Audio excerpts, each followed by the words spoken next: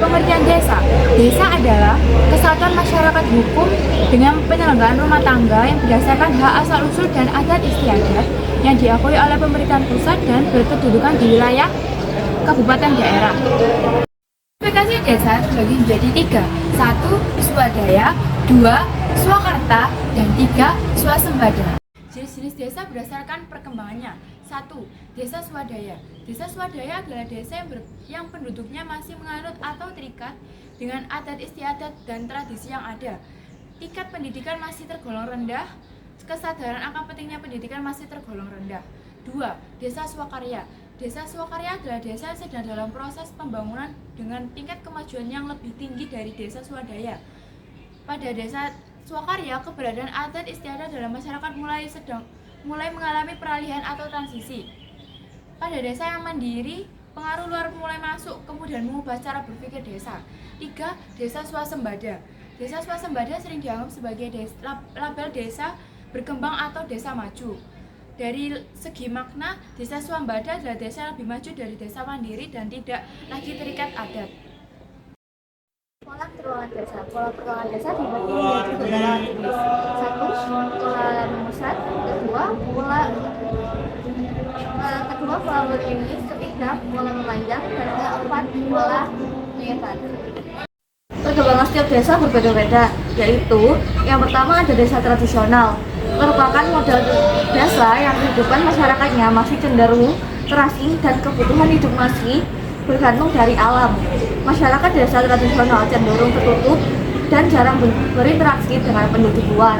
Yang kedua ada desa swadaya, merupakan model desa yang memiliki ciri masyarakat yang masih terikat pada tradisi dan memiliki lembaga sosial sederhana. Sebagian besar masyarakat memenuhi kebutuhan dengan produksi sendiri atau subsistence farming. Yang ketiga ada desa swakarya, merupakan desa yang sudah berkembang, lebih maju dan ditandai dengan mulai masuknya pengaruh dari luar. Desa ini disebut juga sebagai desa peralihan.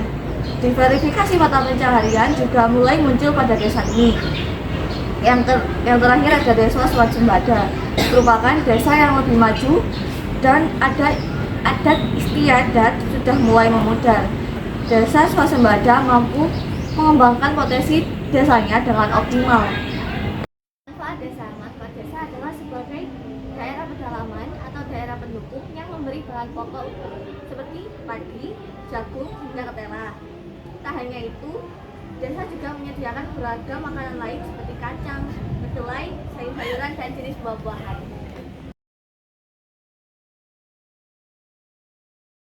Pengertian kota, suatu daerah terbangunnya didominasi jenis penggunaan lahan pertanian dan dengan jumlah penduduk dan intensitas penggunaan ruang yang cukup tinggi. Klasifikasi kota berdasarkan jumlah penduduknya. Pertama yaitu ada town atau setara dengan kecamatan yang memiliki jumlah penduduk berjumlah 1.000 hingga 2.500 jiwa. Contoh town yaitu kota-kota kecil di kepulauan. Kedua yaitu small city, yakni kota kecil yang memiliki penduduk berjumlah 2.500 hingga 25.000 jiwa. Contohnya seperti Kabupaten Tanah Tidung di Provinsi Kalimantan Utara yang memiliki jumlah penduduk lebih dari 25.000 jiwa. Ketiga yaitu ada medium city yang merupakan kota sedang dengan penduduk berjumlah 25.000 hingga 200.000 jiwa. Contohnya seperti kota Subulu Salam di Provinsi NAD yang memiliki lebih dari 82.000 jiwa. Keempat adalah large city atau kota besar yang bertumbuh seiring dengan bertambahnya penduduk dan fasilitas. Contohnya seperti Banjarmasin di Kalimantan Selatan dengan jumlah penduduk lebih dari 700.000 jiwa. Kelima yaitu metropolis, merupakan kota besar yang terus berkembang hingga memiliki populasi lebih 80.000 jiwa. Contohnya seperti kota Malang di Jawa Timur yang memiliki penduduk lebih dari 87 jiwa.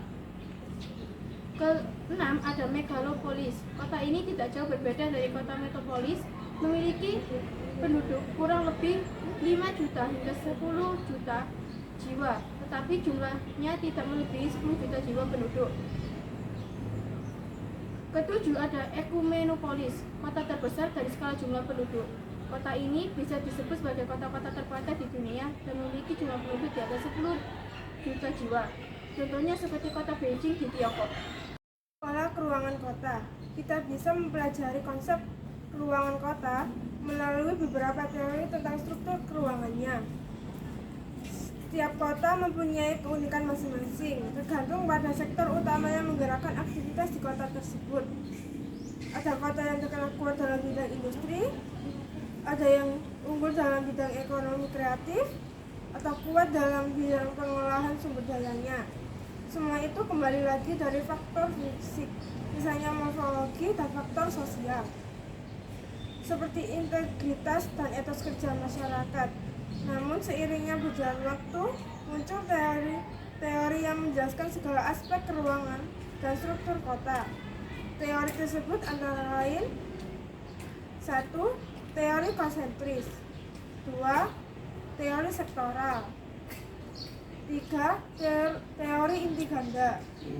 4. Teori poros. Kelima, teori historis. Tiranopolis, kota yang kehidupannya penuh kerawanan sosial seperti kemacetan dan kriminalitas yang tinggi.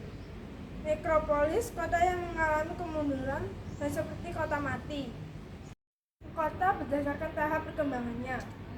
Lewis Mumford dalam The City in History tahun 1961 membagi kota berdasarkan perkembangannya. Eopolis, wilayah yang baru berkembang menjadi kota baru. Polis, kota yang masih agraris. Metropolis, kota yang perekonomiannya bergeser ke industri. Megapolis, wilayah yang terdiri dari beberapa metropolis yang berdekatan sehingga menjadi suatu wilayah perkotaan yang besar. Bagian pusat permukiman dan aktivitas manusia sehingga keberadaannya menjadi sangat penting bagi wilayah di sekitarnya dalam kegiatan perdagangan, pemerintahan, industri, kebudayaan.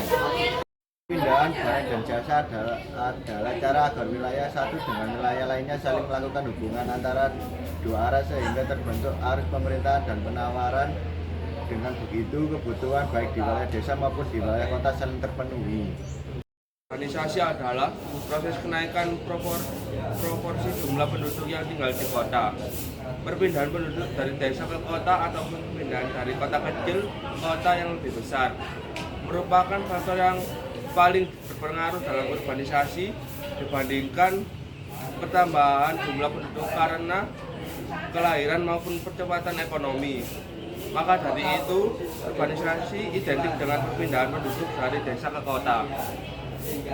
Perpindahan informasi ini merupakan hubungan timbal balik antara desa dan kota.